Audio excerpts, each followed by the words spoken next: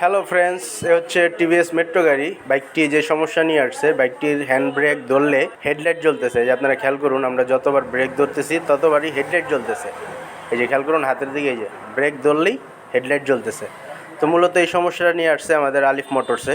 আসলে এই সমস্যার কারণে আমরা অনেকেই ওয়ারিংয়ে প্রবলেম জেনে থাকি বা হেডলাইটে প্রবলেম। আসলে কোথা থেকে প্রবলেমটা হচ্ছে আপনাদেরকে দেখাই।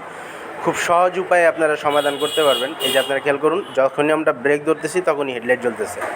তো আমরা ডিরেক্ট চলে গেলাম ব্যাকলাইটে। ব্যাকলাইট বাল্ব, আপনারা দেখুন আমরা ব্যাকলাইট বাল্বটা খুলে নিচ্ছি। এইখানে খোলার পরে আপনারা যেটা দেখবেন সেটা আপনাদের বাইকেও হতে পারে। এই যে দেখুন, আমরা বাল্বটা খোলার পরে যেখানে দেখলাম এখানে 2 পয়েন্ট থাকে। একটা হচ্ছে হেডলাইট পয়েন্ট, একটা হচ্ছে ব্রেক পয়েন্ট।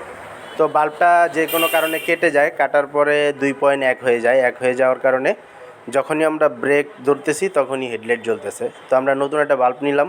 এই যে দেখুন, এটা হচ্ছে ওনার পুরান বাল্ব, মানে হেডলাইট পয়েন্ট আর ব্রেক পয়েন্ট এক হয়ে আছে। তো আমরা এখন নতুন একটা বাল্ব নিয়ে বাল্বটা ফিটিং করব।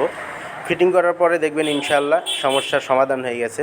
তো আপনাদের বাইকেও যদি এরকম সমস্যা হয়, অবশ্যই আপনারা সর্বপ্রথম ব্যাকলাইট চেক করবেন।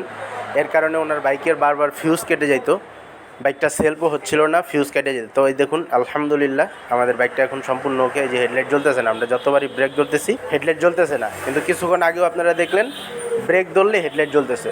মূলত বাইকটার সমস্যা ছিল ব্যাকলাইট বাল্বে। ভালো থাকবেন সবাই, আল্লাহ।